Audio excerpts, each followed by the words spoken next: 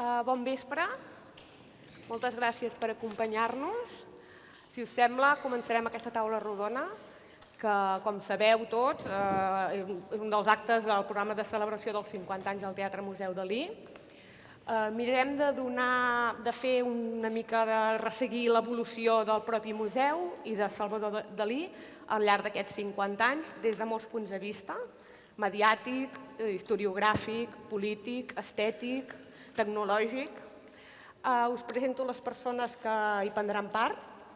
Tenim en Francesc Fontbona, un dels historiadors de l'art de més prestigi i més prolífics d'aquest país. Lluís Nacenta, escriptor, comissari, teòric, investigador, professor de les interseccions entre l'art, la música, la ciència i la tecnologia.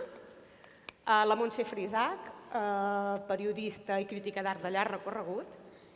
I la Montse Aguer, directora dels Museus Dalí i del Centre d'Estudis Dalinians de la Fundació Gal·les Salvador Dalí, a la qual, abans que res, agraeixo que ens hagi donat l'oportunitat de poder tenir aquesta conversa. Montse.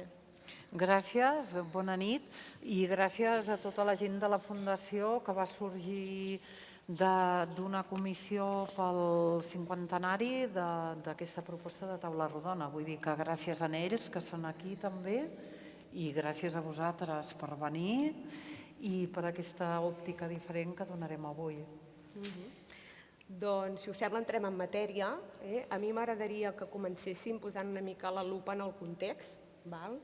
Montse, explica'ns quin és el Dalí que entoma aquest projecte de museu, en quin moment vital es troba, estat anímic, moment creatiu i, sobretot, quin és el seu grau d'implicació en el procés de gestació del museu. Sí, el seu moment és bo.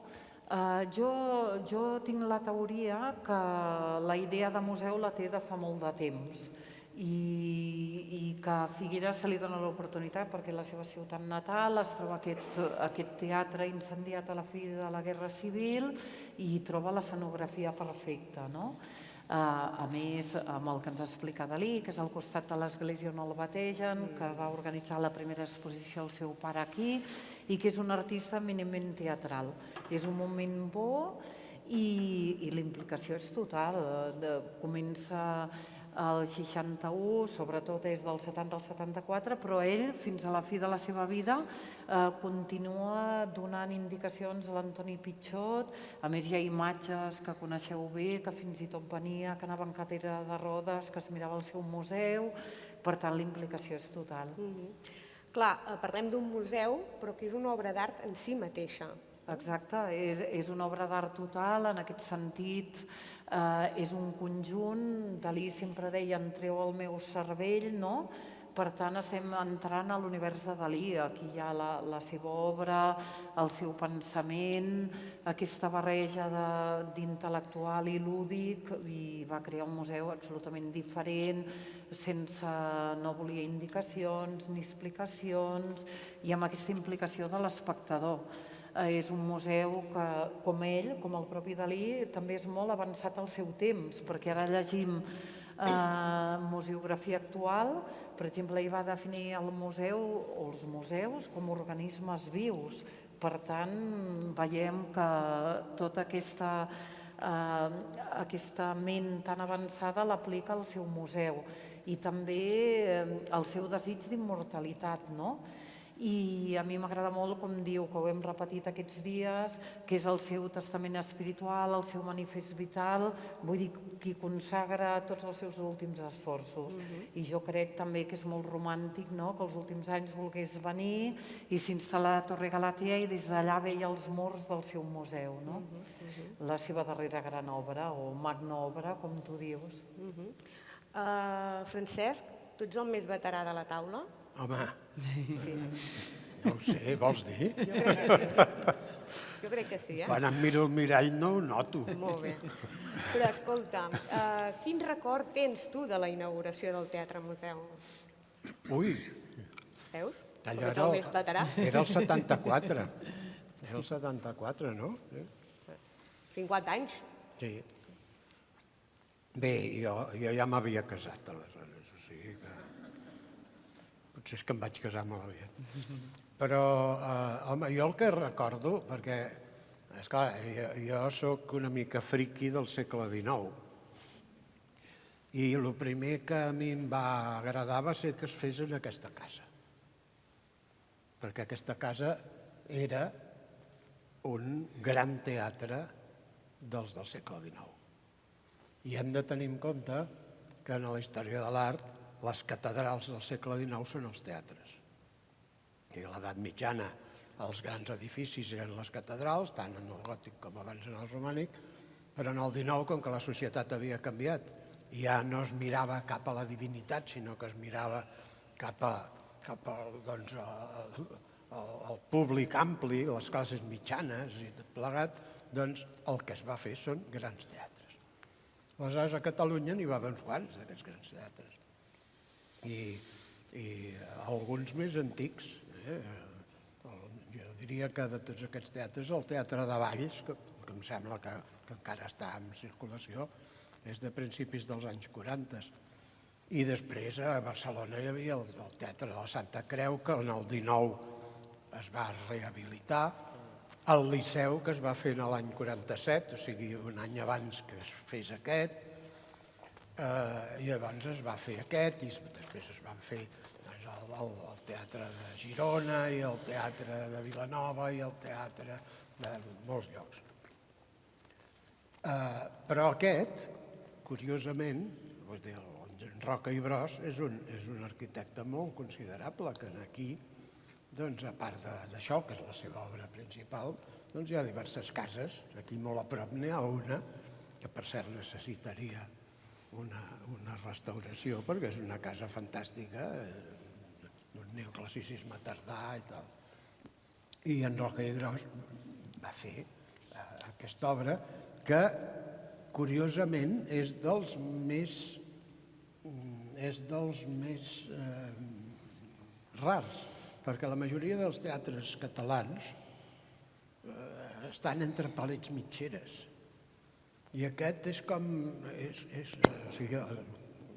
fins i tot el Liceu, que sí que té un carrer al costat, però és un carrer tan estret que no té ni façana, no? I aquest, en canvi, és gairebé una òpera Garnier, diguéssim. O sigui, que té tot la façana principal, la façana lateral, i, bueno, ara m'estic allargant perquè no hem vingut a parlar del Roca i Bros, però sí que cal recordar que és un dels grans arquitectes del segle XIX i que gràcies a aquest nou destí, que a més és un destí universal, doncs aquest teatre, la seva estructura, continua existint i continua tenint un pes.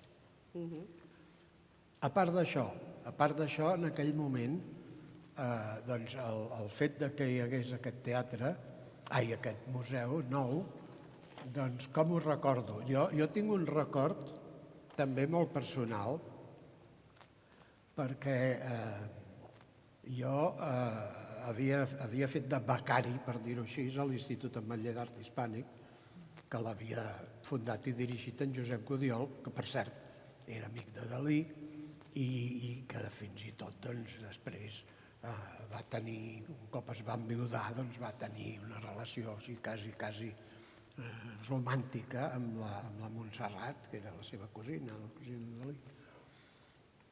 I clar, a mi em coneixia des de molt petitet. I quan això s'estava planejant, en Gudiol em va dir: estem planejant el Museu de Dalí. Diu, i s'ha posat sobre la taula qui podria ser el director. Diu, vols que et proposi a tu?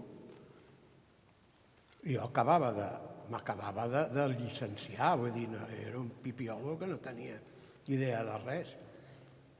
I vaig dir, no, escolta, no.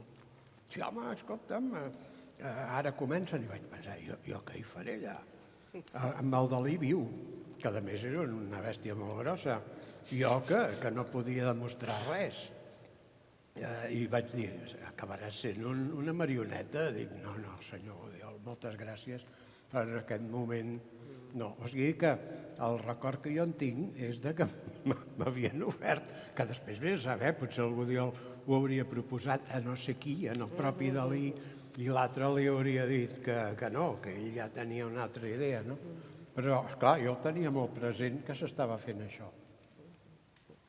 I en el meu ambient, doncs, en aquella època, el Dalí tenia mala premsa. Tenia mala premsa per tota una qüestió, ja se sap,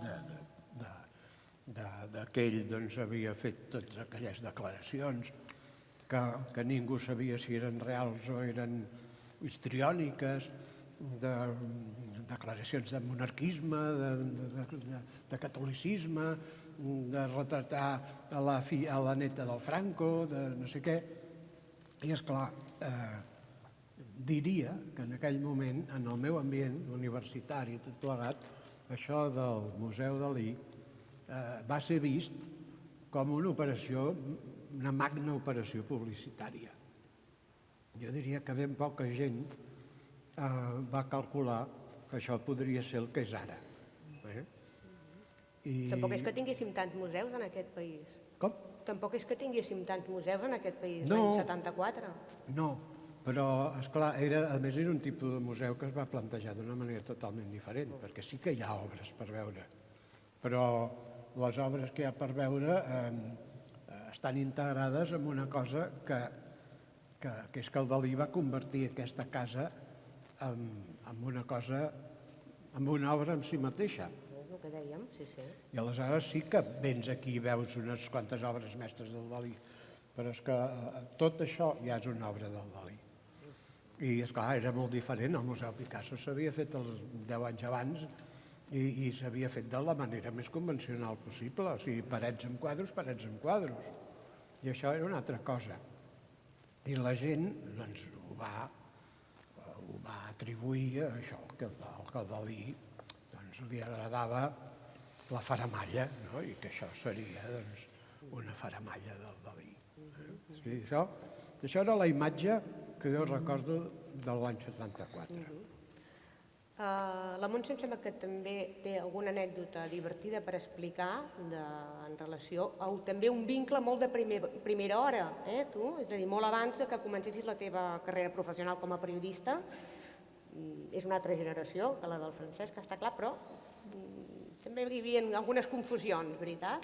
Sí, bé, jo vaig visitar el museu quan tenia 11 o 12 anys amb l'escola, una època que no hi havia tantes visites escolars fora, i jo havia vist museus, però eren museus, com deia ara el Francesc, convencionals, és a dir, passadissos amb obres penjades. Doncs aquí jo crec que seria, he calculat 78-79, o sigui, feia 4 o 5 anys que estava obert el museu, i tindria 11 o 12 anys, i recordo la sensació d'aquesta sala, l'impacte, i viure aquest espai no com un museu, sinó com un lloc màgic, com un lloc on tu podies escollir el camí, com si fossin aquells llibres que començaven també en aquella època de escoge tu pròpia aventura, que podies anar cap a una banda o cap a l'altra. També tot el tema de com una flaire, i no ho dic despectivament, però aquesta flaire com de parc d'atraccions, de fira, d'entrar en aquells túnels dels túnels del terror o d'altres temes que hi havia jo recordo quan era petita, que quan venia a la festa major al meu poble venien aquells firaires, aquella sensació com de llibertat, de poder moure's en un espai que era lliure. Això és la sensació que jo vaig tenir sent una preadolescent. Després, a part d'aquesta cúpula i d'aquest lloc, ara és molt emocionant venir aquí i estar aquí, recordo especialment la sala My West i haver-me acostat a aquell fordet que hi ha en una paret negra, mirar per allà, ja l'esperit voyeur que tenim tots, que ja quan som petits també ho tenim, l'esperit voyeur, i veure aquella escena, que jo no entenia res, que volia dir, evidentment, ho vaig entendre molts anys després, que és la instal·lació al Paradís, que és aquesta referència a Duchamp, però que a mi aquell llit desfet, aquella vegetació, tot això em va impactar moltíssim. I és una imatge que vaig tenir en el cap durant molt de temps. i que no em podia treure del cap, no? I quan algú em preguntava què t'ha agradat més del Museu Dalí, jo deia, aquell forat que he mirat per allà, no? Vull dir que això és el que Dalí crec que volia també provocar en nosaltres, no? Treure de nosaltres l'esperit aquest voyeurístic i, a més, que et crea en una preadolescent creava com, no? Removia bastant, no? Després vaig tornar ja amb la família a visitar el museu i quan estava a l'institut, torno amb una anècdota, tenia un professor de grec que era un paio bastant culte i això, i un dia va venir entusiasmat un dilluns dient-nos que havíem de visitar el Museu Dalí, que havia anat al Museu Dalí, que li havia encantat i que havien d'anar-hi. I que el que més li havia agradat era la sala on hi havia les pintures amb roques. Que era el millor Dalí que hi havia. I esclar, jo vaig pensar, si això diria que no és del Dalí, però no vaig gosar, perquè vaig pensar, no diguis res, no? Però això també és un símptoma de que potser el que volia Dalí, crear caos, crear aquesta confusió.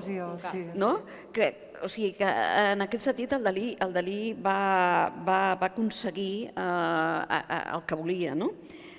És interessant que aquest museu, aquest artefacte, és com un artefacte tot ell, ha acabat sent com el principal mitjà de difusió de l'obra del Dalí, deixant de banda el que jo veia quan vaig venir aquí, el que jo coneixia de Dalí eren les aparicions televisives, els nodos, tot això, o sigui, com Dalí entra d'una altra manera que altres artistes, i això és el que va fer avançat i diferent. Lluís, quan Dalí concep aquest museu, ho fa integrant totes les arts, vol anar més enllà de les belles arts clàssiques. I jo diria que amb això s'anticipa bastant el seu temps, és pioner, sobretot si tenim en compte que els museus dits canònics sempre han sigut molt reticents a ingressar, a incorporar les arts més avançades en els seus relats. Diria que fins i tot encara ara ho són una mica reticents. Sí, de fet, és molt interessant mirar-se aquest museu avui. Si pensem en les institucions museístiques, què estan intentant fer en aquest moment, el 2024, quin és el repte? Doncs un dels grans reptes que tenen és la construcció del museu immersiu. Això és un museu immersiu.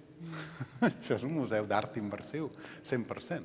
És a dir, quants exemples podem posar en aquest museu en el que el visitant està dins l'obra, en el que el visitant és el protagonista, en el que el visitant té una sensació de canvi d'escala, d'haver entrat en una escena, que el seu punt de vista, com estaves explicant ara molt bé, és únic.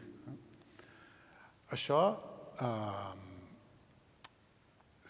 clar, a vegades una manera de veure aquesta moda de l'art immersiu és que senzillament és una moda. Però m'agrada pensar que inclús les modes que es poden tenir com a més frívoles sempre tenen alguna raó de ser.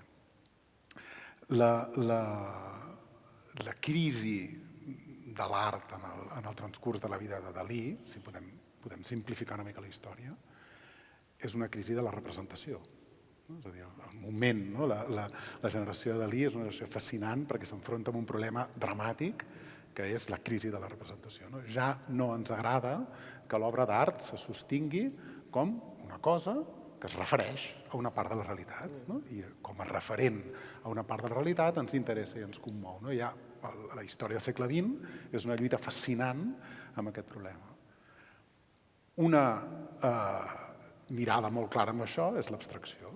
L'abstracció, els pintors abstractes, trenquen deliberadament amb la representació i, per exemple, Rothko diu una cosa com la meva pintura no és la representació de cap experiència, sinó que la pintura és l'experiència. Però Dalí té aquest vincle amb el dibuix. Dalí era un gran dibuixant, i en la seva formació, en aquesta ciutat, com es deia, el professor de dibuix, Núñez... Juan Núñez. Està rodejat d'experts. Doncs ell té aquest vincle amb el dibuix fonamental que no abandona mai i té aquesta relació tan estranya amb la representació. No? La figura del doble, amb el Dalí, és dramàtica sempre, no? Començant per el seu propi Salvador Dalí, germà mort, no? Que és una presència d'un doble que hi és sempre. No? I a mi em sembla que Dalí, sense abandonar el dibuix realista, porta a la màxima atenció aquest dibuix, no? En els canvis aquí en aquesta casa és claríssim, en els canvis d'escala, està sota, amb les intervencions en el sostre. Em sembla que fa el que podríem anomenar un trencament de la barrera entre l'espectador i l'obra. No? Un trencament de la barrera entre el subjecte i l'objecte. Bé, això són els formats immersius. Quan tu vas a una experiència en realitat virtual, és això exactament. No? I vull dir, sé que és molt fàcil diagnosticar el passat, no? Però ara, al cap de 50 anys, és corprenedor veure que aquest museu és la resposta a un problema que en aquell moment no s'havia plantejat clarament. És a dir, que el propi Dalí s'anticipa a unes crisis de representació que ell tenia dins, les implementa, i nosaltres venim després i ens sembla que les comprenem perfectament. Tu, Lluís, amb Dalí comparteixes, tens aquesta doble faceta humanística i científica. Tu ets llicenciat en matemàtiques i tots sabem que les matemàtiques eren una de les grans obsessions de Dalí, no? El concepte és molt desfasat, no? Dir la gent de lletres, no m'agrada, però ens costa a vegades entrar en aquesta dimensió. Per què no ens dones algunes claus? És aquesta llum de les matemàtiques per interpretar millor algunes obres seves. A mi em sembla que hi ha moments de la història en el que no ens podem permetre el luxe de mirar la ciència com una mena d'aproximació experimental al funcionament del món físic, no? Que és el que se suposa que la ciència és. No? Jo crec que a dia d'avui estem en un moment així. Crec que una persona culta, una persona curiosa, que està al dia del que passa, crec que no es pot permetre el luxe de no interessar-se pel que diu la ciència. I, de nou, l'època de Dalí, en termes científics, estem parlant de la teoria de la relativitat, estem parlant de l'estructura de l'àtom, estem parlant de la física quàntica, és a dir, la física, els físics contemporanis de Dalí i de la generació immediatament anterior van transformar el món de la ciència d'una manera que suposava una autèntica cosmovisió. És a dir, en la generació... Ara ha canviat, ara la cosmovisió que nosaltres tenim està més mediada per la tecnologia, per la biotecnologia, per el que sabem del genoma. És curiós que ara la física ha deixat de tenir aquest protagonisme tan important en el discurs científic. Però en el temps de Dalí això era fonamental. I Dalí era una persona d'una potència intel·lectual extraordinària i que tenia aquesta capacitat d'interessar-se pel discurs científic com una filosofia, com una cosmovisió. En aquest sentit, és molt interessant apropar-se, per exemple, una idea que s'entén molt bé és l'atomisme de Dalí. Dalí representa els àtoms i representa aquesta crisi del subjecte de la física atòmica, de dir, què sóc jo? Què sóc jo si se suposa que estic fet d'unes coses indivisibles, idèntiques entre si mateix? La crisi de la identitat i la crisi de la consciència, que el connecta tan fortament amb Freud, és una crisi que ve del món de la física. I està molt bé relacionar-nos-hi directament, com sap fer l'artista. És a dir, sembla que quan diem ciència, immediatament és com, espera, no? A veure, explica-m'ho. No. La confrontació visual directa amb els conceptes científics, i em sembla que en això Dalí excel·leix. Els prejudicis polítics i estètics ja han començat a surar per aquí, del moment que s'inaugura el museu. Però, Francesc, tu eres, i abans ho has dit també, tu ets un defensor de primera hora de Dalí, tu no vas tenir manies, el defensaves. Però, de certa manera, et senties una nota discordant en aquella època? Fins a cert punt, perquè jo, saps, m'he dedicat bàsicament a l'art modernista, una mica al noucentista, al segle XIX, i com que jo no em considerava un expert en l'art d'avantguarda, doncs les meves opinions sobre el Dalí, que sempre havien estat positives, tampoc em considerava com discordant perquè jo tenia poca transcendència pública amb el tema aquest. la meva transcendència pública amb el tema de Dalí va venir quan es va fer l'exposició Dalí, una vida de llibre, que es va fer a la Biblioteca de Catalunya, i que allà vam ser 3 comissaris, que van ser, a part de mi mateix, el Ricard Mas i el Daniel Giral Miracle. I he de dir que la ment pensant era el Ricard Mas. Jo representava la Biblioteca de Catalunya perquè jo era el director de la unitat gràfica i era el que estava allà, diguem-ne, vetllant perquè els materials que teníem a la Biblioteca de Catalunya relacionats amb Dalí lluïssin, per dir-ho així. El Daniel Giral Miracle, com que tenia moltes relacions públiques, és el que va fer una mica com de cap de premsa de tot això, però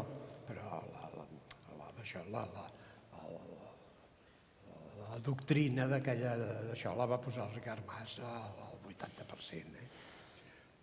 Vull dir que jo fins a aquell moment no m'havia ficat públicament en una aventura daliniana.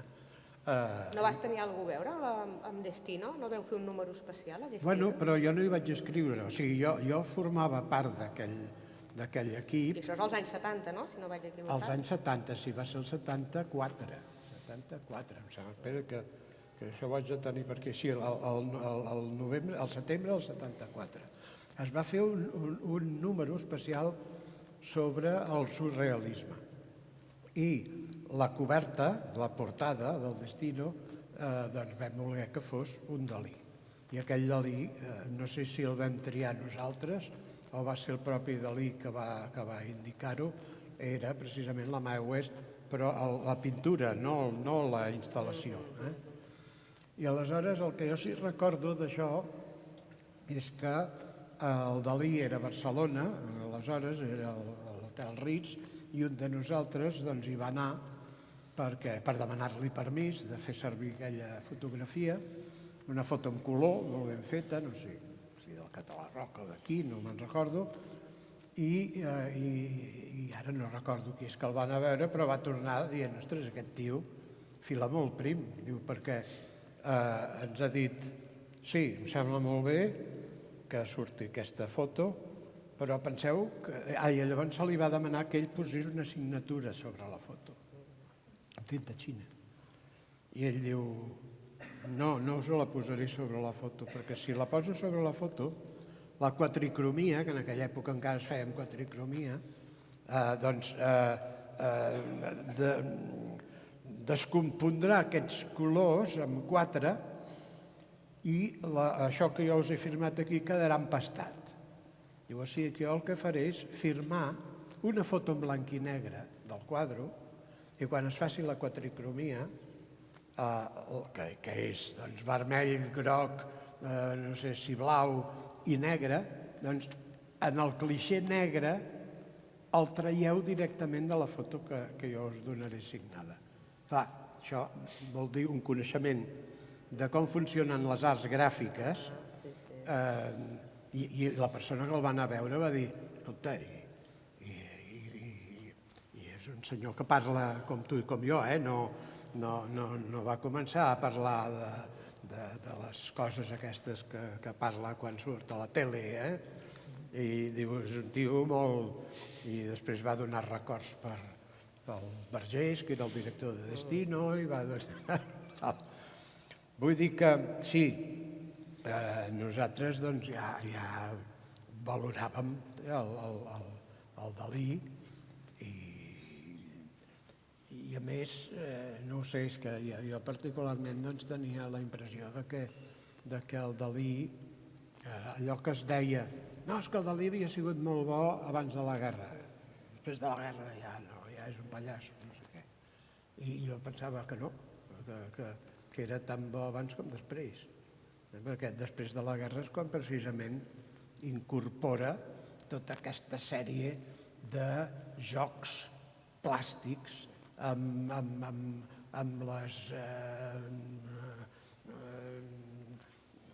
això que no me'n recordo, Les imatges.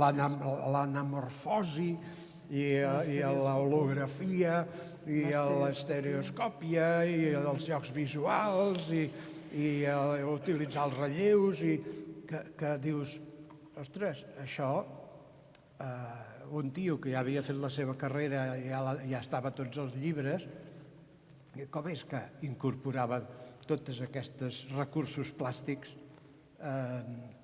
recursos que podien tenir conseqüència plàstica, que en principi no tenien per què ser recursos, doncs simplement perquè era un home que tenia una curiositat enorme. I aleshores, doncs, tot això que abans ell, l'anamorfosi sí que ja la feien servir els artistes del Renaixement, però moltes d'aquestes altres coses eren novetats científiques. I bé, doncs, aquest home, aquell retrat que fa del seu germà mort, diguem, que el fa amb, no sé si són cireres o pomes o no sé què, i cada una d'aquelles cireres o pomes té un diàmetre diferent, de manera que vistes de lluny recreen la fotografia que a més deu ser inventada, perquè no crec que aquell nen fos el seu germà, perquè segurament no el van ni fotografiar el seu germà, no? Però, vull dir, aquest tipus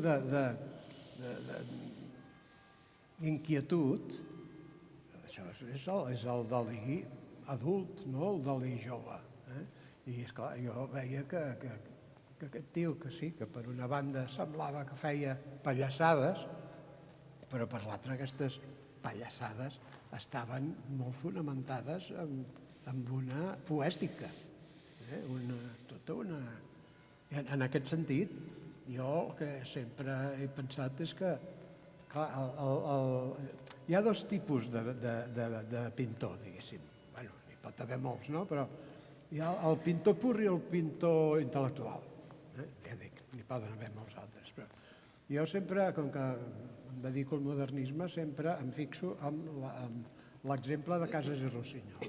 Casas i Rossinyol eren íntims amics, ho feien fins a l'any 1900, ho van fer tots junts, van anar junts a París, van no sé què tal, però el Casas era un pintor pur, no tenia cap inquietud intel·lectual, i en Rossinyol era tot el contrari.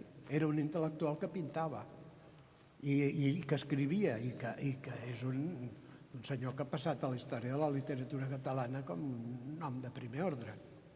I molt més popular a la seva època, no? I a més, perquè és que fins i tot va començar fent poemes en prosa, però va acabar fent teatre que s'estrenava popularment i que tenia molt èxit. Però vull dir que dos que eren molt amics i un només era un plàstic i l'altre al darrere tenia tot un món intel·lectual. Doncs el Dalí és Rossinyol, no és Casas. O sigui, el Dalí no és un senyor que només li importa el traç i la línia, sinó que amb tot allò integra tota una sèrie d'altres coses, les que explica i les que utilitza per explicar-ho. I això, la veritat és que diria que en la història de la pintura del segle XX hi ha molts pocs personatges que tinguin aquesta densitat. Jo, esclar, no ho sé, és molt subjectiu això, però jo sempre he pensat que Dalí és un dels 2 o 3 grans pintors universals del segle XX. No catalans, no, universals. I que un altre és Picasso, evidentment. I els 2 o 3, el tercer ja no sé qui seria, perquè no començo a mirar Chagall, Max Ernst, de Quirico, Paul Klee, el mateix Miró, no els veig d'aquest nivell. Molt personal això, però no els veig d'aquest nivell. I en aquest nivell hem de tenir en compte una cosa, que Picasso també era més aviat Casas que Rossinyol, perquè Picasso, tot i que tenia idees, i estava polititzat, i i tenia doncs, un rerefons ideològic i tal, però en el seu art, bàsicament, el que impera és la seva fabulosa capacitat de creació plàstica. I Dalí, en canvi, té això, potser no ho té tant, potser Picasso és molt més creatiu plàsticament que Dalí, però Dalí al darrere té tot un món intel·lectual, cultural, que Picasso no hi és. Molt interessant el que està dient el Francesc, estem d'acord, Bueno, no és molt subjectiu, perquè això aquest senyor és de ciències i pot demostrar les coses. Jo aquesta no la puc demostrar, simplement és una subjectivitat filla de molts anys de dedicar-me amb això, però no pretenc ser... Jo crec que és interessant, Francesc, perquè Dalí, que ara ho hem estat estudiant i ja ho sabíem, que volia escriure una història de l'art, tenia aquesta obsessió, el pintor al que dedica més referències amb diferència és Picasso. Vull dir que ell sabia amb qui es comparava i en aquest sentit hi havia Picasso i ningú més, no? Llavors va fer tot un joc, va des de l'admiració a més crítica, no? S'agafa tota aquesta idea de la lletjor que plasma Picasso, però ell sap a qui té davant, no? I ja l'any 26, quan el va visitar a París, no? Que li diu, segons Dalí, clar, i t'he vingut a veure tu abans que anar al Louvre, no? Abans que visitar el Louvre. Vull dir, hi ha aquesta mena de devoció que irà canviant, però ell sap qui és l'altre del segle XX que tothom s'està mirant, no? I això que Picasso aleshores era un jovenàs, encara. Clar. No era el iaio triomfador i tal que ara hem vist alguns dels presents. Montse Frisac, tu et vas incorporar, vas entrar a treballar al diari Avui l'any que va morir Dalí. Això ja et marca una mica, però també marca en el sentit que et trobes en un panorama informatiu dominat per polèmiques extraartístiques, és a dir, en aquell moment, que si testament, que si repartiment, Generalitat-Estat, l'obra queda al marge. Tu com vas viure aquella època i quan es produeix el clec? El clec mental mediàtic de... Ara parlem de l'obra de Dalí. Sí, va ser una època convulsa. Jo vaig entrar a l'abril del 89, Dalí havia mort al gener, entro a la secció de cultura a fer temes d'art, però no feia temes delineats perquè la persona que feia, el periodista expert de Dalí que feia els temes delineats en aquell moment era el Josep Laia Masset, aquí present, que no estava a la secció de cultura sinó que estava a la secció de societat. Sí que record, o sigui, he estat mirant quin va ser el primer article que tenia a veure amb Dalí que escric al diari i va ser al juny, perquè va venir a presentar un llibre, un periodista que es deia Tim McGurk, amb un llibre que es deia Gala, Musa o Demonio, que era un llibre bastant dels temes més escandalosos, diguem-ne, de la vida de Gala i amb la relació amb Dalí, però m'ha cridat molt l'atenció. Jo em vaig posar en aquell moment com una boja a llegir els escrits de Dalí en aquell moment, i descobreixo en aquell moment els escrits de Dalí i me n'adono que com a escriptor, com deia el Moles, és tan important que com a pintor. El Moles deia que fins i tot era més important, però me n'adono de la dimensió de Dalí com a literat, que crec que encara no ha estat suficientment, encara que la Fundació ha fet esforços i hi ha l'obra completa publicada, crec que encara el públic general això ho desconeix. Aleshores, quan el Playà Masset va marxar a La Vanguardia, sí que em va tocar totes aquestes informacions que eren conseqüència de la mort, que eren tots temes extractístics. Els he escrit perquè hi havia, com tu has dit, Maria, encara cuejava el tema del canvi d'idea de l'enterrament, del tema teatre, púbol. Hi havia el tema del testament, si hi havia hagut un canvi de testament, que si primer ho havia estat a Catalunya, després a Espanya. El tema de, evidentment, a partir del testament, la distribució del llegat.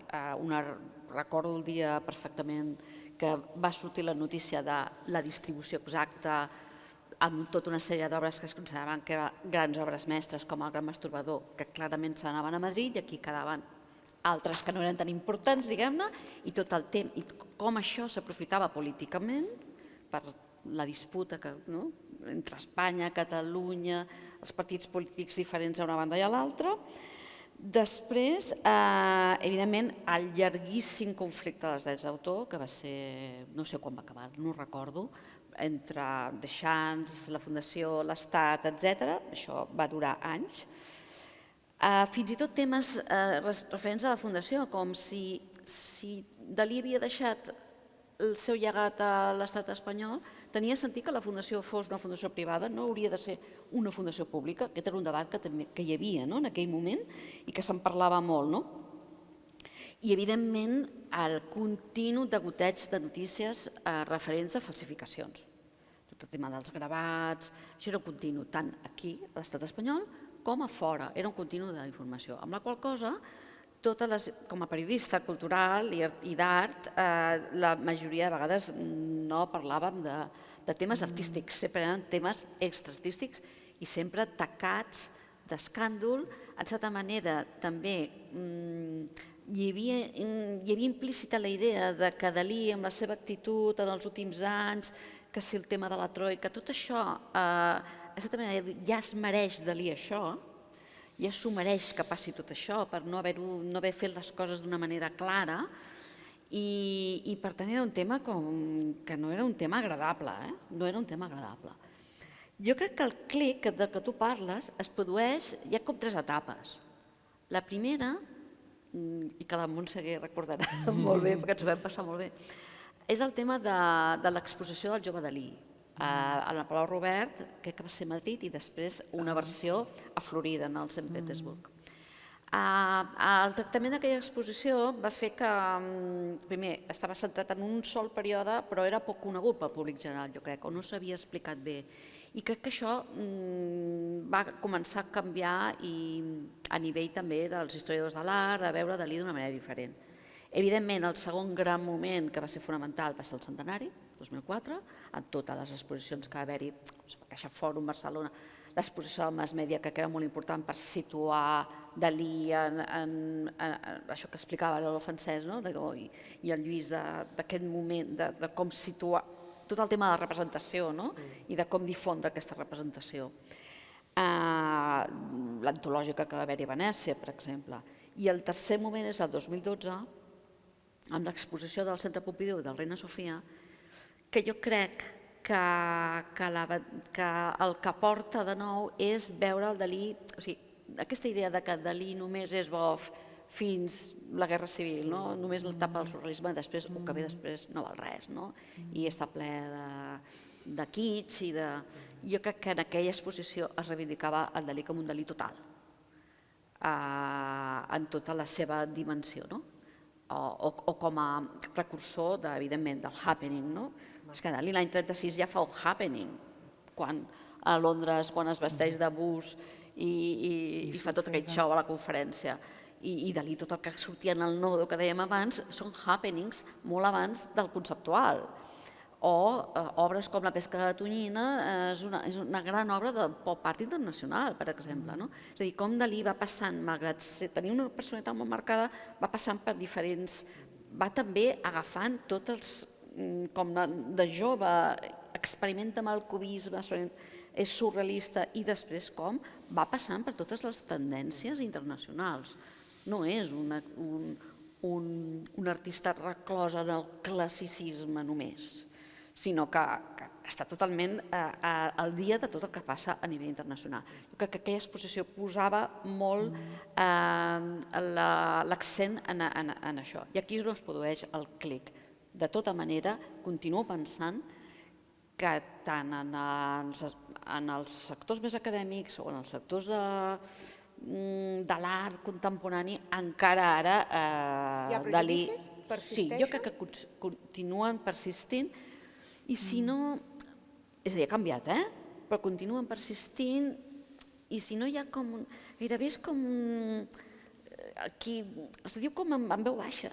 Com? En veu baixa, no? I més ara que en els últims anys tot el tema de les cancel·lacions per temes ideològics, estan a l'ordre del dia. I per tant, Dalí potser en alguns moments podria entrar en aquestes històries. No?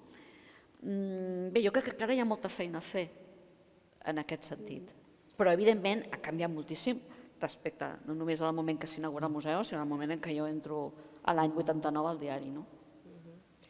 M'agradaria que una mica entre tots, i potser començant al Lluís, que intueixo que ets un llulià de pedra picada, Ho soc. i clar, estem en un lloc, no?, que sempre s'ha dit, Montse, que és la cristal·lització del pensament de Llull. No? És evident la devoció que té Dalí per Llull.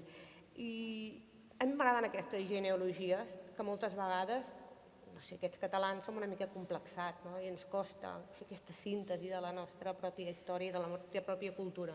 Però existeixen aquests encavalcaments. Els nostres genis, i geni seria una paraula que també seria per un altre debat, però no són fenòmens aïllats, no, hi ha un sotabosc, hi ha un teixit, i això, no? Hi ha una cadena. No? Llull. Sí, hi ha una desgràcia que tu has mencionat abans, si em permeteu exagerar una mica, que és la famosa distinció entre les ciències i les lletres. No? Això Ja dic que era desfasat. És una cosa que ens ha estat infringida. Jo recentment tenia una conversa amb la Mireia Estrada, que és una escriptora i professora de català, i em deia, clar, és que nosaltres expliquem Ramon Llull a literatura catalana. Clar, això és una bestiesa. A veure, és una bestiesa. És a dir, evidentment que Ramon Llull és un gran autor de la literatura catalana, no em malinterpreteu, però és una visió tan parcial del personatge Ramon Llull. És a dir, Ramon Llull, evidentment que s'ha d'explicar en català, s'hauria d'explicar a matemàtiques, s'hauria d'explicar a història de les religions, s'hauria d'explicar a filosofia, que seria una manera molt interessant que aquestes assignatures que després ens queden ja a la resta de les nostres vides, no? Que anem amb aquestes classificacions, ens adonessin que bé, són una manera parcial d'anar explicant les coses, però es refereixen a una història de la cultura, a una història del món. No? I és molt interessant aquesta concomitància que es dona molt fortament entre Ramon Llull i Dalí, saltant una distància de segles, evidentment, en què els contextos canvien. I és interessant, potser algun dia algú pot tenir la intrepidesa intel·lectual de fer una història de personatges de l'art, de la filosofia, de la ciència, de la nostra cultura, que no vull utilitzar la paraula inclassificable, perquè és una paraula gastada, però sí que són personatges que desborden la disciplina. No? Llull i Dalí són dos exemples claríssims, però n'hi ha més, no? És a dir, penso, ara quan venia cap aquí me'n recordava de Gabriel Ferrater, per exemple, no? Gran poeta, matemàtic. Me'n recordava de Josep Maria Mestres Quadreny, grandíssim compositor, no justament reivindicat a la nostra cultura, que era químic i tots ells són experts en l'art combinatori, que és l'art que en cert sentit va crear o iniciar o promoure Ramon Llull. Aleshores, aquí hi ha lectures profundes, lectures esotèriques, lectures ocultes, que penso que és la nostra feina, no? Com a contemporanis, d'anar revisant, no? Una vegada i una altra, anar mirant la nostra història, anar mirant la nostra tradició i anar traient els fils conductors amagats. I és molt interessant com el fil conductor de la ciència i el fil conductor esotèric també en Dalí estan profundament vinculats. I bé, és una feina pendent. Sí, jo crec que en aquest sentit a Dalí li passa una mica el que dius a Ramon Llull, no? Que moltes vegades el considerem només un pintor i va molt més enllà, desborda constantment. I per això de vegades no se l'acaba d'entendre, no? Perquè és això, un bon escriptor, pensador, filòsof, trenca totes les barreres. A Cultura de Masses va quedar molt clar que trencava també les barreres entre alta i baixa cultura, vull dir que ho va avançar tot. Jo crec que Dalí l'encasellem com un pintor surrealista, en general, ens quedem allà i no sabem veure ni tots aquests avanços que fa després, el que comentaves Francesc, ni tota la seva escriptura, que és entrar en tot un món, ni totes les connexions. També hi va haver una exposició que era Dalí Afinitats Selectives, que el connectava molt bé des de Ramon Llull a altres pensadors i artistes. I ara, quan la Montse ens feia tot aquest revival, no?, de l'any 89, penso que sí, que hem avançat molt, perquè això ja ens queda una mica lluny, i jo crec que Dalí pot estar denostat, però cada cop menys, perquè per descomptat. algú pot dir, mira, aquesta etapa no m'agrada, però sí que li interessa molt el Dalí escriptor, o el Dalí pensador, el Dalí relacionat amb la ciència, i encara queda molt per estudiar per Dalí, és la sort que tenim, no? I era totes aquestes relacions. I hi ha un fet, perdona, ara em salto el guió, i hi ha un fet, avui que estem a Figueres, hi ha un fet també, per exemple, llegint Josep Pla, això es veu molt clarament, hi ha també una responsabilitat de la terra, de l'artista, que és totes les històries que els empordanesos expliqueu de Dalí.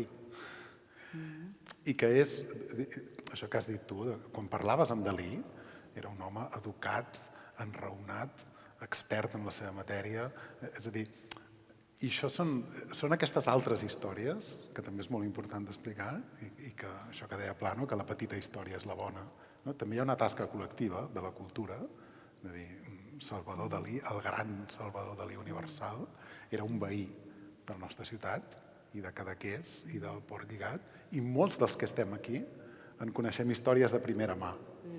I aquestes històries, quan els treia el bigoti i feia la seva vida, són extraordinàriament importants. Sí, hi havia també el sentit de la ironia, que és molt empordanès, i als anys 20 a Figueres i abans, que hi havia una sèrie de personatges fantàstics i que ell s'hi relacionava, i defineixen molt bé un temperament determinat, perquè també està determinat per la seva terra, pel caràcter i per aquella Figueres de començaments de segle.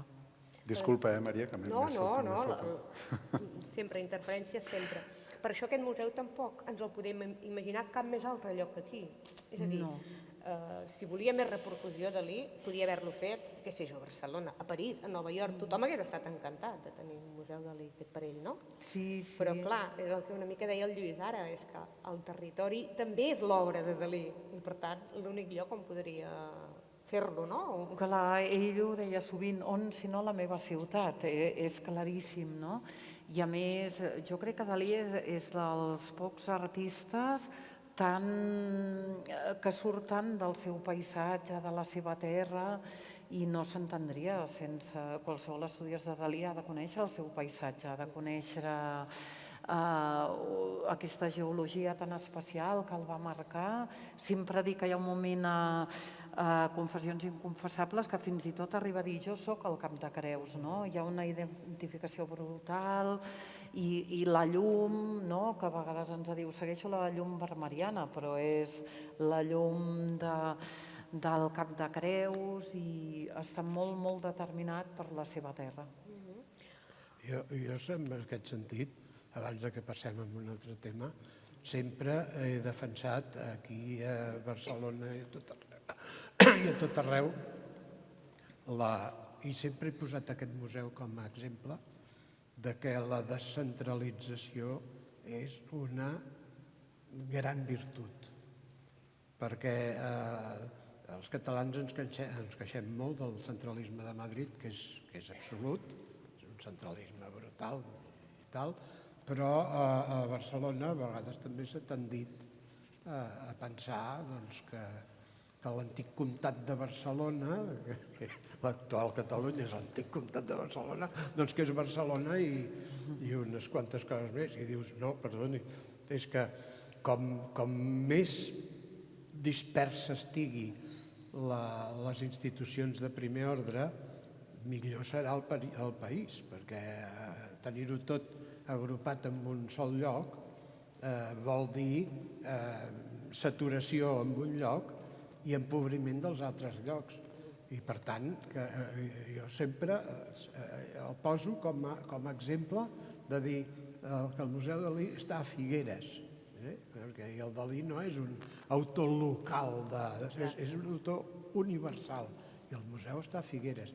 I això és bàsic, i això hauria, no sé, els països que tenen que tenen una història descentralitzada, Alemanya o Itàlia, per exemple, que fins al segle XIX eren estats independents, grans ducats, d'això fins i tot eclesiàstics. Hi havia llocs d'Alemanya, Saxònia, per exemple, i tal, que era el sobirà era l'arquebisbe, però encara avui mantenen que hi ha diversos centres molt vius i molt actius que no passa ni a França ni a Espanya. A França tot es fica a París i a Espanya tot es vol ficar a Madrid. I a Itàlia igual, com que Itàlia eren diversos regnes també, doncs Florència sempre ha tingut un pes molt gran, i Venècia també, i Milà també, i Nàpols igual, i no tot se'n va a Roma, no? I això els polítics haurien d'amarar-se d'aquesta sensació de que l'organització o l'estructura d'un estat és molt millor que sigui dispersa que no pas unificada. I més ara que les coses es poden decidir a través del WhatsApp i a través que són instantànies, perquè abans potser sí que calia que tots estiguessin a prop per comunicar-se, però ara ja no cal. I per tant, benvingut que aquest museu sigui aquí i no en un altre lloc. I jo crec que també és aquesta apologia que fa de l'ultralocal, no? Volgut, no només és que estigui descentralitzat, sinó que ultralocal. Per exemple, allà aquella làmpara era del Casino Esport perquè era on anava el seu pare, o Nova York, algun dijous no havia donat una entrevista perquè deia que era un dia de mercat a Figueres, no? Fer aquesta apologia trobo que està molt bé també. Allò que deia... Què en deuen pensar d'això que he fet jo ara al Casino de Figueres? Sí, li interessava molt. N'havia fet una de molt grossa a Nova York i què en deuen pensar? Sí, exacte. Però era real que li preocupava. Era real. Jo com a museu monogràfic d'un artista no sé trobar un equivalent. No hi és. Montse Prijat, em sembla que tu hi has anat donant voltes. Sí, donant moltes voltes, però com aquest, com un museu monogràfic amb aquest esperit, jo crec que no. És veritat que el museu també ha anat canviant al llarg dels anys. L'any 78, quan jo vaig venir, era només el que havia creat Dalí. Després és veritat que la Fundació ha fet una política molt lloable d'anar d'adquisicions, que ho ha pogut fer, per sort, perquè econòmicament ho ha pogut fer, d'anar recuperant obra que estava disponible i que això és com si fos un annexe, en majúscula, de l'artefacte i que ajuda també a estudiar i a enriquir el coneixement sobre Dalí d'una manera diferent al que és l'artefacte.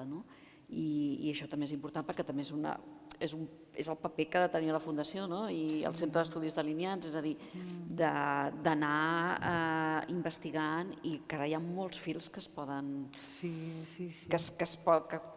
treure. No sé com està el tema, per exemple, de les tesis, ho saps, les tesis doctorals. Sí, encara n'hi ha, sí.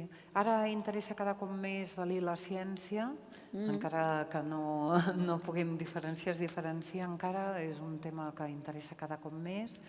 I quan a les adquisicions, és veritat, ha estat una bona política i perquè m'ha enriquit molt des de, no sé, a vegades pensava en la noia de Figueres que Dalí deia que la volia aquí i la Fundació ho va aconseguir, fins tota l'obra surrealista i d'altres èpoques que hem aconseguit. I és indubtable que tu per conèixer Dalí has de venir a Figueres i has de visitar el Triangle de Línia, si no, no pots conèixer Dalí. Crec que això és molt important i també és únic. De fet, aquesta setmana acabeu de comprar, heu presentat una última adquisició, més de l'època surrealista. Jo abans li preguntava a la Montse, ostres, però que al mercat encara hi ha obra bona al mercat? Encara es poden fer adquisicions? Sí, n'hi ha cada cop menys, però encara en queda alguna, però cada cop més difícil, a més els preus també cada cop pugen més, no? De tant en tant hi ha alguna obra que potser no puja tant, però cada cop serà més difícil comprar, això segur. Lluís, Dalí utilitzava la tecnologia com un mitjà, no com un fi, per potenciar la seva creativitat. Jo no sé si ell és una mica un exemple del que hauria de ser avui l'ús de la tecnologia per part dels artistes, en un moment que sabem que tot està en mans de grans companyies, hi ha interessos econòmics molt forts. Què podem aprendre de la manera com Dalí usava la tecnologia? Em sembla que és Empoderadament, jo crec, no? Sí, em sembla que és un molt bon exemple i a més és molt sa. Ara ens trobem en un moment de frenesí tecnològic, per exemple amb la tan anomenada intel·ligència artificial, i és molt sa mirar el passat perquè sembla que la tecnologia sigui una cosa nova i la tecnologia és vella com l'ésser humà. I és interessant veure com un artista com Dalí es relaciona amb la tecnologia o com un artista com Leonardo da Vinci es relaciona amb la tecnologia. Una cosa que es repeteix una vegada i una altra és que un artista faci servir un artefacte tecnològic nou per si mateix no sol tenir cap interès. És a dir, sol donar obres d'art mediocres i passatgeres. En canvi, passa que, i l'exemple del cinema és molt revelador en aquest sentit, passa que moltes vegades una tecnologia nova empeny els artistes, els obliga o els convida a inventar, crear, descobrir nous llenguatges artístics. El cas del cinema és claríssim. El cinema, al principi, era una tecnologia, era una pura tecnologia per posar imatges en moviment. I què feien els germans Lumière? Tenien el pati de butaques d'un cinema i feien a la gent, els hi feia creure que el tren els anava a atropellar, no? Que és el que s'està fent ara amb intel·ligències artificials i coses espectaculars, corprenedors, i ostres, no havia vist mai que un tren em vingués al damunt. I després passen els anys i els artistes, que venen del teatre i venen de la fotografia i venen de la literatura, desenvolupen un art, que és el cinema, que no crec que avui en dia ningú pugui dubtar que és un art a l'altura de la literatura, de la pintura. Aleshores, Dalí, una manera d'intentar entendre per què li bullia el cervell d'aquesta manera, era un gran explorador dels llenguatges artístics. Sempre porta... Ell és un gran dibuixant, però sempre porta el dibuix a l'espai. I és un gran pintor i sempre porta a la pintura a l'arquitectura. I això és una molt bona actitud de cara a les tecnologies noves. I tenir una curiositat, com tu has explicat molt bé, infinita de cara a qualsevol mitjà nou. La televisió, la fotografia, el cinema, el happening. Clar, Dalí té aquesta duplicitat que sempre pots menystenir-lo dient, perquè volia figurar en tots els escenaris. No volia mai perdre, tenia FOMO avant la letra, aquesta cosa, por de no figurar. Molt bé, Dalí sempre admet aquesta lectura superficial i una mica menystenidora. Però també hi havia un autèntic interès per l'obra d'art total, per aquesta cosa de dir qualsevol mitjà nou que aparegui ha de ser una oportunitat perquè jo pugui donar uns metres més de marge, aquesta curiositat meva constant per l'extensió dels llenguatges artístics. I aleshores això, ara que estem en aquests moments de crisi, que els escriptors tenen por de que les màquines escriuran les novel·les, els pintors tenen por de que qualsevol amb un ordinador pot generar imatges, és molt sa en recordar-se dels artistes que s'han confrontat amb aquests problemes i s'hi han confrontat de manera creativa. La cosa és el llenguatge. I és fascinant viure en una època en què hem d'inventar llenguatges artístics nous. Pot fer por, donem molts pals de cec, segur que farem molt art molt dolent, però no passa res.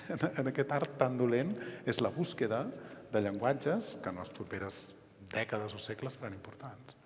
I a més és molt interessant això que dius, però és que a més Dalí fa tota aquesta investigació, tota aquesta experimentació, sense renunciar en cap moment a la tradició. Exacte. Això és increïble. Sí, això també anava a dir. I sense que aquest no renunciar a la tradició no el fa retrògrad, no, el fa també molt modern. I això és el que és superinteressant en Dalí. Ell sempre parlava de tradició i revolució i en aquest sentit jo crec que el diferencia encara ara aquest respecte o conèixer bé la tradició i naturalment avançar, no? I en aquest sentit ell el que va fent és buscar maneres de representar la realitat i cada cop per això necessita la tecnologia, el que dèiem abans, hologrames, estereoscopies, per això col·labora amb Premis Nobel, no? I hi ha una part, com tu deies, més d'escenificació, però després hi ha la part més íntima que ell realment ho segueix, no? Per exemple, va venir el Premi Nobel Watson i quan va veure el seu llibre de l'ADN comentat per Dalí i tal, va quedar impressionat, no? Vull dir que hi ha tota aquesta part de... Jo crec que Dalí, no sé, això m'agradaria preguntar-li en francès, si puc, Maria? Ara té... Jo crec que tota aquesta escenificació li va anar bé per anar a contracorrent i fer el que volia, no? Tenia una mica distret a tothom, amb votats o no votats, i ell anava seguint la seva trajectòria, que la tenia molt clara, aquesta recerca de com anar transmetent la realitat o com ell interpretava la realitat, naturalment, i jo crec que en el fons es guanyava la seva llibertat. És molt possible, perquè jo crec que ell,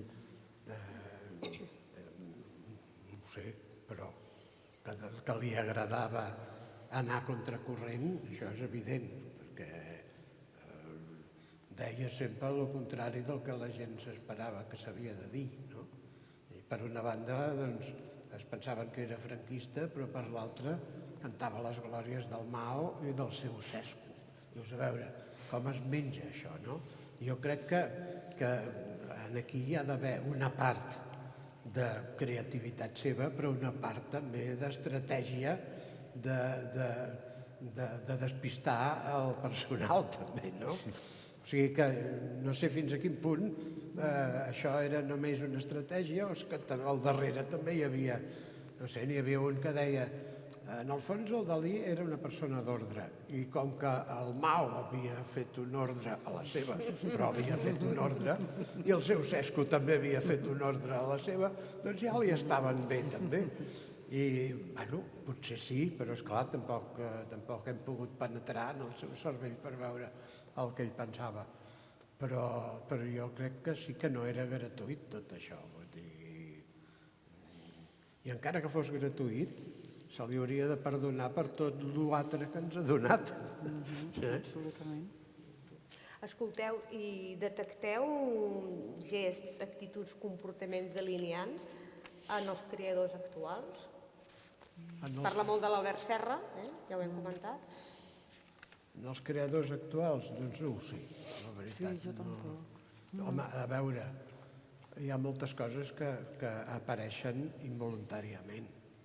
És evident que Dalí ha sigut un fenomen tan present i ho continua sent en el món de les arts i en el món en general que la seva petjada s'ha de notar enormement. Si allò que diuen que una fulla que cau a no sé on doncs arriba a l'altra punta de món i organitza un terratrèmol, no sé... Papallona, les ales d'una papallona. Això, d'una papallona, d'això... L'aleteig d'una papallona. És evident que Dalí no feia aleteig de papallona, feia coses molt més sorolloses i és lògic que això aparegui en algun lloc. Ara, a on i quan i per què? Doncs no ho sé, potser tampoc me'ls he mirat en els seus possibles seguidors. Home, n'hi havia alguns molt clars.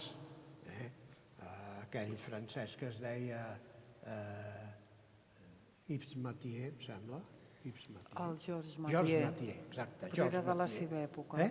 Però són havien coetanis. coincidit ells dos Sí, però a vull dir París. que aquell senyor veies que amb una que feia una pintura abstracta, gestual, doncs, que tenia gràcia, però que estava molt lluny del Dalí, però que utilitzava una manera de presentar-se al públic daliniana.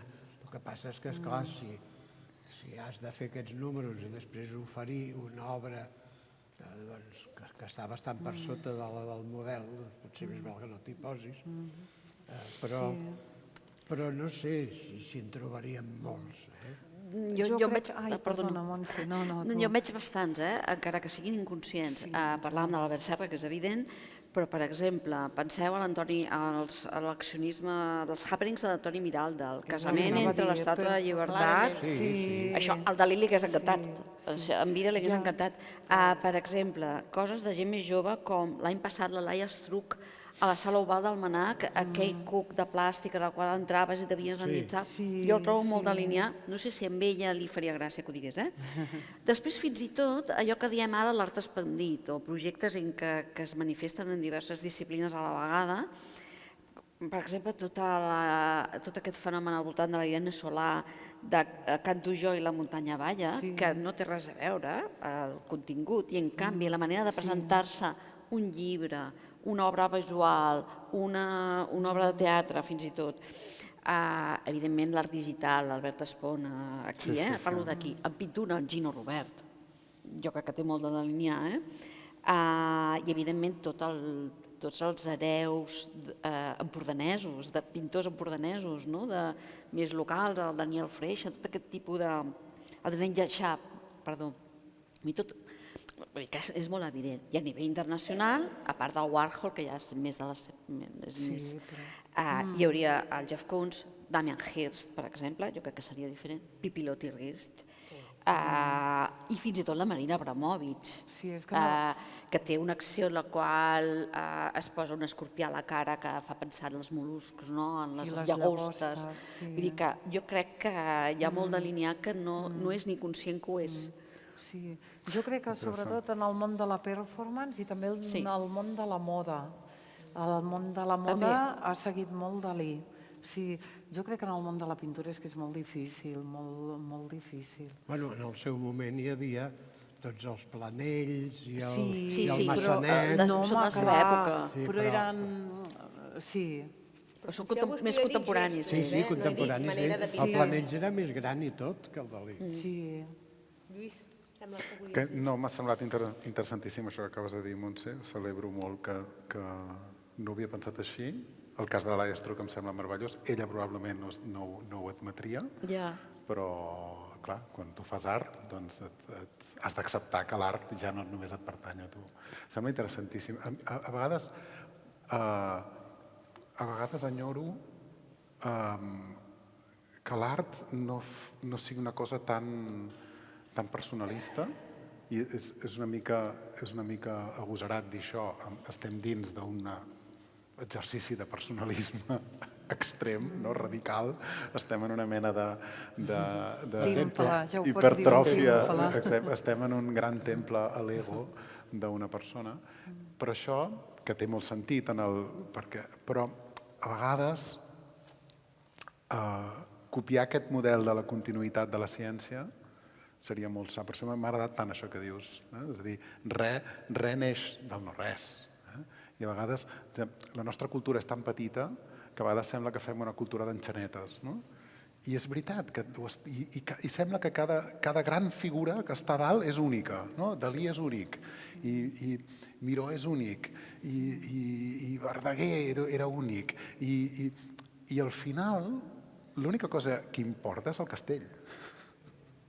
És a dir, evidentment que l'enxaneta és fonamental, el castell sense l'enxaneta no tenia... Però és tan saludable aquesta cosa de dir Dalí era immens, és clar que era immens, això no podem... Però d'on ve Dalí?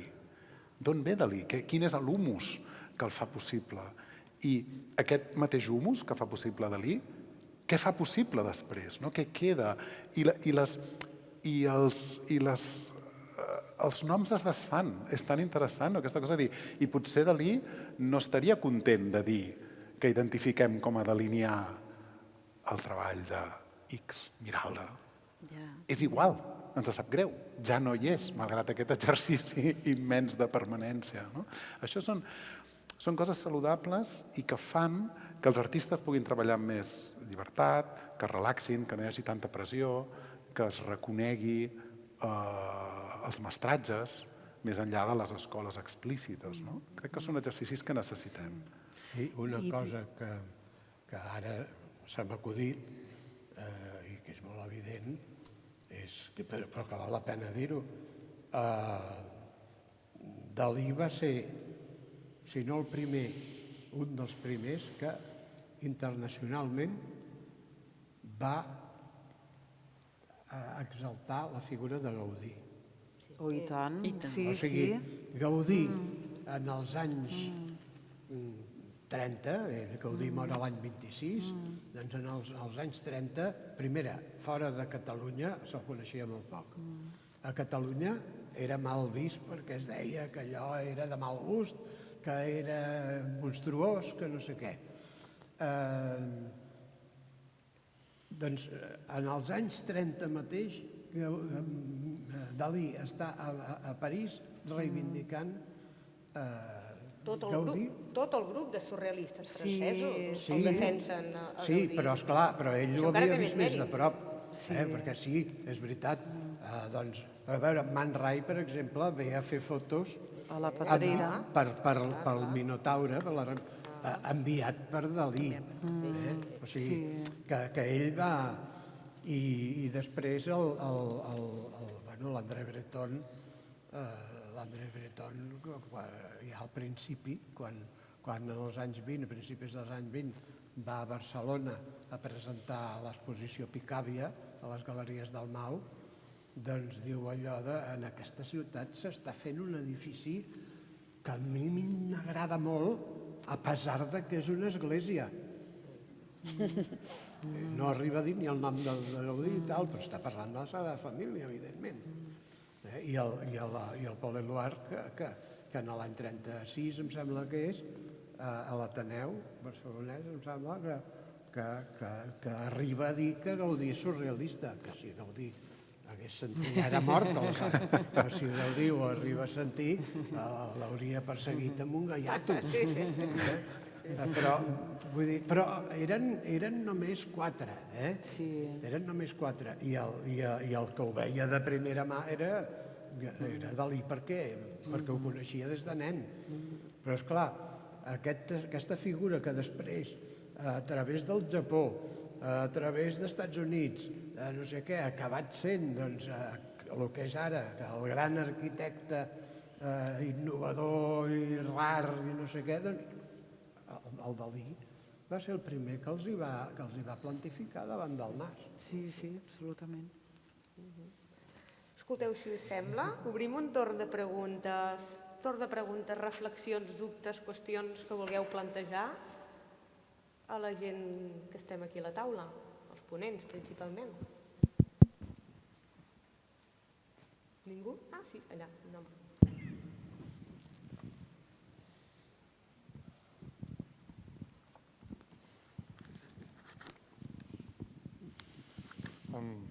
Gràcies per aquesta presentació i per poder estar aquí. Hem parlat de 50 anys de museu, també fa 100 anys de la publicació del manifest surrealista. Hem parlat molt de passat, però sobretot m'ha agradat molt la darrera part on heu parlat de que el surrealisme, els seus principis i el surrealisme delineat, que potser és una versió del surrealisme, ho sabeu, continua encara viu. Tal com heu dit, hi ha una sèrie de creadors en l'actualitat que continuen una mica conscient o inconscientment, que també ho heu dit, i això encara és més surrealista, inspirant-se o bevent de tots aquests principis. I el que voldria una mica, si podeu parlar una mica més sobre això, ja que parlem del museu, quin és el paper, projectant el museu d'aquí els propers 50 anys, quin és el paper que pot donar aquest museu en la evolució d'aquest pensament i com pot anar impregnant les properes generacions. Una pregunta difícil, no? Home, intentem impregnar cada dia, no? Amb les visites o la impressió que va tenir la Montse la segueix tenint la gent. Jo crec que a mesura que aprofundim en Dalí i amb la seva obra, i aquesta és certament una obra important de Dalí, doncs s'irà difonent aquesta manera de pensar, de veure la realitat. Sobretot hem parlat els últims temps de que Dalí deia que saber mirar, l'important que era l'art de la contemplació, de mirar i una manera d'impregnar-te. Jo crec que és estudiar Dalí, aprofundir en Dalí, i ell va crear un món propi i no tothom pot crear un món propi. Va crear un món propi, jo crec que és bastant difícil de seguir, però sí que pot continuar amb totes les branques i sobretot és això, aprofundir en la seva obra i també amb el personatge aquest que va crear. M'has fet pensar en un altre gran creador que no podia tenir deixebles, que era John Cage, perquè és d'aquests que va traspassar totes les barreres. I malgrat tot, hi va haver una generació, i me'n recordo en el cas de Morton Feldman, que és un músic que us recomano, que és extraordinari, i que és tingut en cert sentit com a deixeble de John Cage, i quan li van preguntar, però tu què vas aprendre de John Cage? Perquè és com dir que ets alumne de Duchamp. Com es podia ser alumne de Duchamp? Què ve després de Duchamp? La resposta de Morton Feldman va ser meravellosa. Va dir, el que John Cage ens va ensenyar és que tots els semàfors estaven en verd. Ja està. I a mi em sembla que Dalí és un gran posador en verd de semàfors. És a dir, em sembla que, encara que només fos això, ja seria molt, no? Que les persones d'aquí, de Figueres i de Barcelona, de Catalunya i del món, davant d'alguns semàfors vermells, puguin treure's de la carta de Dalí. I dir, no, això no es pot fer, això és una barbaritat, això no té sentit, això és absurd, això és lleig, això és excessiu, això és... Perdoneu, hi ha un personatge universal, famós, cada vegada més prestigiat, ens anem oblidant de les misèries que explicava també la Montse, i cada vegada queda més. Encara que només fos això, una carta que fa que els semàfors es posin en verd, seria una cosa que la necessitem tant i que pels artistes joves que tenen tantes dificultats. Hauríem de tornar a llegir la declaració que va escriure l'any 39 amb motiu del pavelló al somni de Venus, aquesta declaració de la llibertat individual i contra els buròcrates mitjans que parlava Dalí. Més qüestions? Jo voldria sentir-ne en Playà, la veritat, perquè Estaria molt bé. en sap més que jo. Estaria molt bé. I està allà enmig del públic i un senyor que en sap més que jo, què fa assegut allà? Que et sap molt. Mestre. Obligat per la intervenció, faré una pregunta també una mica provocadora. Les exposicions de Dalí m'aixeco perquè veig. Sí, més val. Les exposicions de Dalí que s'han fet al Pompidou o Reina Sofia han sigut rècords de visitants, encara ho són. Però, en canvi, el Dalí a les subhastes, en aquests moments, aquesta llista que feia Fontbona deia està entre els primers del segle XX, en aquests moments potser estaria en el lloc 200 o 300, en quant a altres pintors molt més cotitzats. Per què en el món de l'art Dalí encara no és prou cotitzat? El seu rècord em sembla que és el retrat de Paul Éluard, que es va vendre per uns 20 milions d'euros. En aquests moments hi ha molts artistes gairebé desconeguts que superen aquesta xifra. Per què creieu encara que el món de l'art no li dona aquesta valoració? A veure, jo crec que hi ha una cosa és el mercat de l'art i l'altra el món de l'art.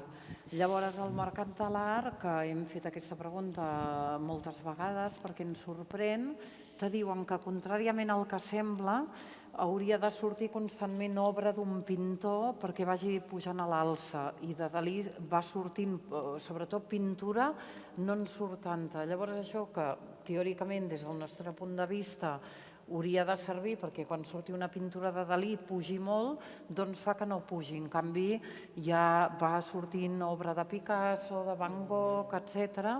Això és el que te diu el món de l'art. No sé si...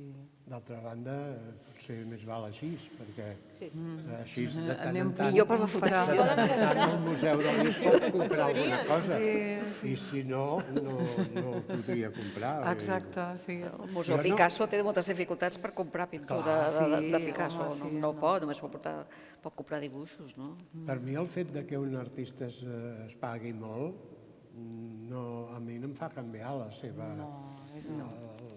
el seu prestigi als meus ulls, perquè penso que hi pot haver tot un altre mecanisme que no és el que a mi m'interessa al darrere.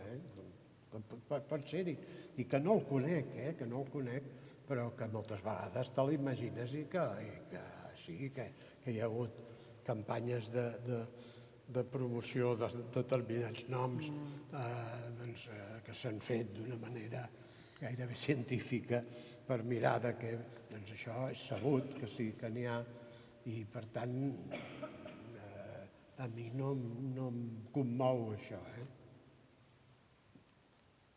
Més preguntes?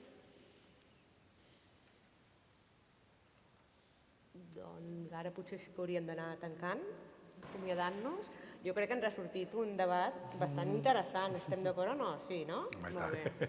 Agrair-vos la resposta per les vostres aportacions fantàstiques i, sobretot, felicitar el museu i a tota la gent que hi treballa, perquè els museus els fan les obres d'art i, sobretot, les persones.